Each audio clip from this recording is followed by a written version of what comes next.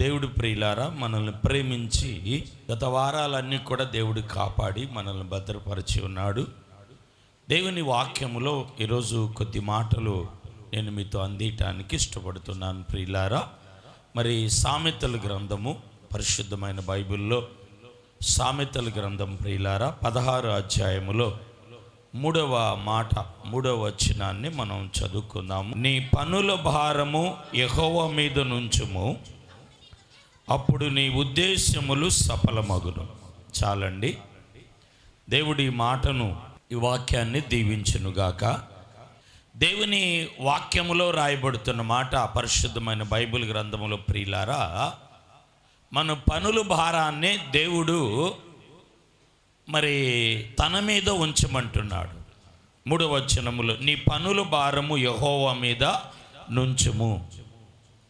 దేవుని వాక్యములో ప్రియులారా, మన పనుల భారము దేవుని మీద మనం ఉంచాలి.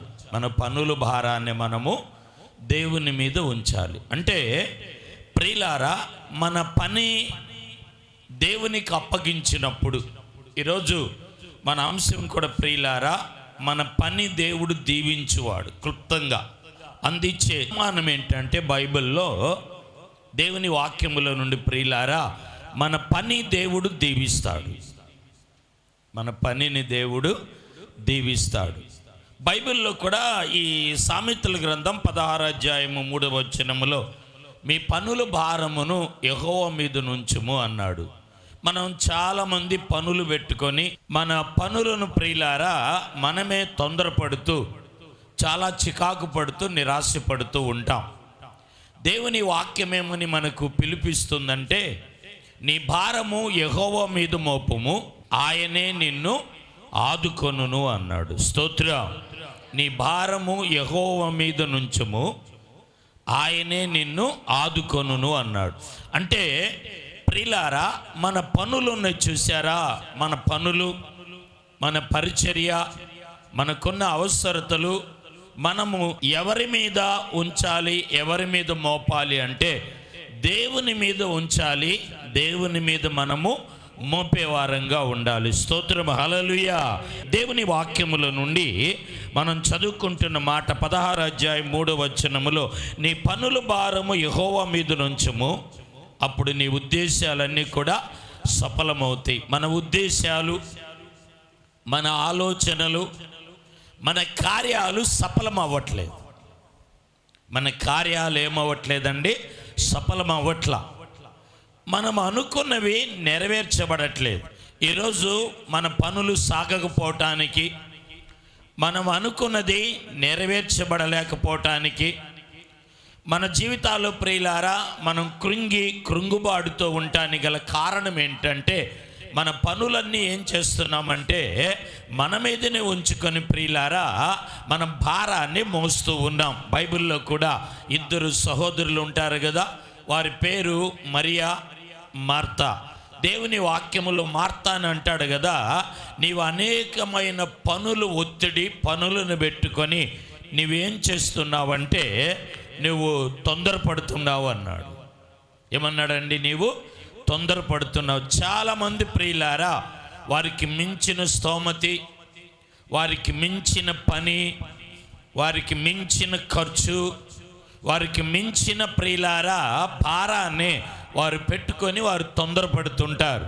దేవుని వాక్యం ఏమంటుందంటే, ఈ ఉదయకాలమున ఈ మొదటి ఆరాధనలో దేవుడు మనతో మాట్లాడే చక్కటి భావన, చక్కటి మాట ఏమిటంటే, ఆ 16వ అధ్యాయం సామెతలు 3వ వచనములో నీ పనుల భారము యెహోవా మీద నుంచుము, మీ పనుల భారమును దేవుని మీద ఉంచుము. ఈ రోజున దైవ సన్నిధికి వచ్చిన దేవుని బిడలారా, ప్రాంతములో ఏ స్థలములో ఎక్కడ నుండి ఈరోజు మీరు మాటలు వింటున్నా, మీ వ్యాపార పని కానీ, ఉద్యోగ పని కానీ, మీ చేతి పని కానీ, పెట్టుబడి కానీ, ప్రియులారా మీ పనులు ఏదైనా, ఒకవేళ అది మీకు భారం అనిపించవచ్చు, ఒకవేళ అది జరగదు, ఇంత గొప్ప పని, పెద్ద పని, ఎలా జరిగిద్ది, ఎలాగ నెరవేర్చబడిద్దని మీరు నిరాశ కలిగి ఉన్నారేమో.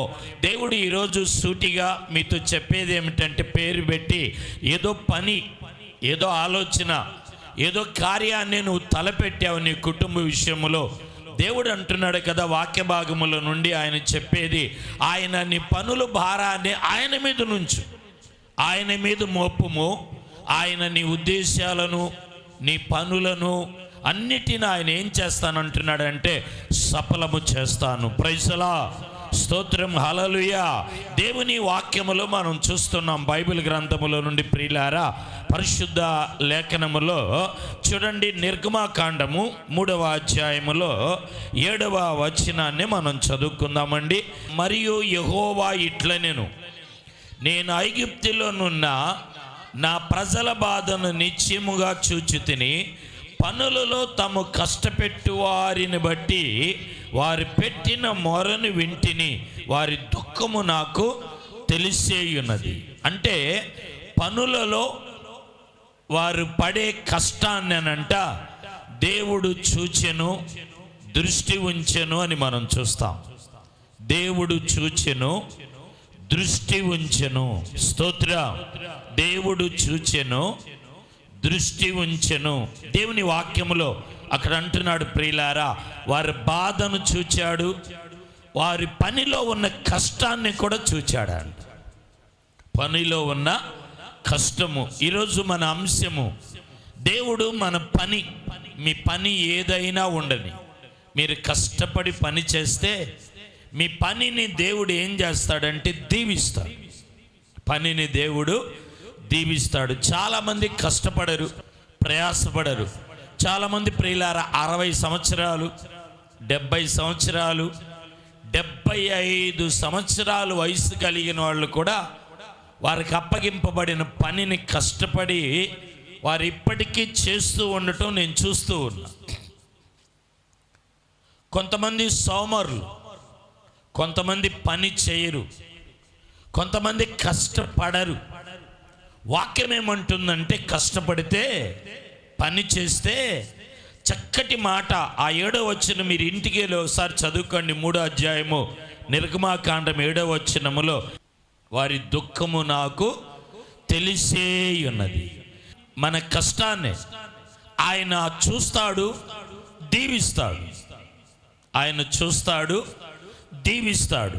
దేవుని వాక్యము ఇలాగ సెలవిస్తుంది ప్రియులారా, మనము కష్టపడితే, మనం ప్రయాసపడితే, మనం ముందుకు వెళితే దేవుడు తప్పకుండా, దేవుని వాక్యములో రాయబడుతున్న మాట ఏమిటంటే, ఆయన చూచే దేవుడు, ఆయన చూచే దేవుడు, ఆయన దృష్టి ఉంచే దేవుడు. కష్టపడకుండా మరి పరీక్షలు రాశారు మన సంఘంలో, అన్ని సంఘాల్లో, 3 సంఘాల్లో. లేక ప్రియులారా, మరి మెయిన్ ఈ సంఘంలో కూడా అందరూ పాస్ అయ్యారు. అందరూ పాస్ అయ్యారు. ఈ సంవత్సరము పాస్ అవ్వటమే కాదు కానీ మార్కులు, చాలా మార్కులు వచ్చినాయి. అంటే మన పని దేవుడు దీవిస్తాడు, మన కష్టాన్ని దేవుడు ఆశీర్వదిస్తాడు. చాలామంది ఇక్కడ రాస్తాడు కదా, వారు పెట్టిన మొర, వారు పడిన కష్టము, వారి కన్నీటిని, వారి వేదనను ప్రియులారా దేవుడు ఏం చేస్తాడు, చూచి దృష్టి ఉంచి మన పని ఎలాంటిదైనా ఆయన ఏం చేస్తాడంటే దీవిస్తాడు. మన పని ఎలాంటిదైనా ఆయన ఏం చేస్తాడండి, ఆయన దీవించే దేవుడు, ఆశీర్వదించే దేవుడు. అయితే పని చేయకుండా, కష్టపడకుండా దేవుని దీవెన మనకు కావాలి అంటే కుదరదు. నీ పనుల భారము ఆయన మీద మోపు, ఆయన మీద నుంచము. అప్పుడు ఆయన నీ ఉద్దేశములన్నీ కూడా సఫలం చేస్తాడు. మనం కష్టపడితే, మనం దుఃఖపడితే, మనం వేదన పడితే దేవుడు అంట దృష్టి ఉంచుతాడంట. స్తోత్రం. మన మీద ఏం చేస్తాడు, దృష్టి ఉంచుతాడు. ప్రార్థన చేసుకుందాం. ప్రేమ కలిగిన మా తండ్రి, ప్రియులను దీవి, బిడ్డలను ఆశీర్వది. ఈ లైవ్ ద్వారా చూసిన వారినందరినీ మీరు హస్తాలు మరుగుపరిచి, వారి పని, వారి కష్టాన్ని మీ దృష్టి ఉంచి ఆశీర్వది. ప్రభువా, పరీక్షించుకునే పనిగా, మేలుకరమైన మంచి పనిగా, దేవా మీకు వందనాలు, ఆశ కలిగిన పనిగా మీరు నడిపించి సహాయపడమని కూడిన సంఘాన్ని దీవి, బిడ్డల మీద మీకు హస్తముంచి ఉదయకాలము నీ మహాకృపతో, ఉదయకాలం మీ అభిషేకముతో నింపి వారి పని అంతటిని మీరు కృపలతో నింపి ఆశీర్వది. పరీక్షలు రాసిన బిడ్డలు మీరు పాస్ చేశారు ప్రభువా, అందుని బట్టి మీకు వందనాలు. అలాగనే 10th క్లాస్ రేపు 25వ తారీఖు తర్వాత మరి రిజల్ట్ రాబోతుండగా సహాయపడి దీవించమని యేసు నామమున ప్రార్థించి అడిగి పొంది ఉన్నాము తండ్రి, ఆమేన్. యేసు రక్తమే జయం, సిలువ రక్తమే జయం. ప్రభే సంపూర్ణమైన విజయం, అపవాది గెలికి నాశములయము కలుగునుగాక, ఆమేన్. పరమ తండ్రి అయిన దేవుని ప్రేమ, కుమారుని యొక్క నిత్య సత్యకృప, పరిశుద్ధాత్మిక అన్యోన్య సహవాసము కూడిన సంఘానికి ప్రాంతానికి తోడై ఆశీర్వదించి బలపరిచి నడిపించునుగాక, ఆమేన్. అందరికీ వందనాలు.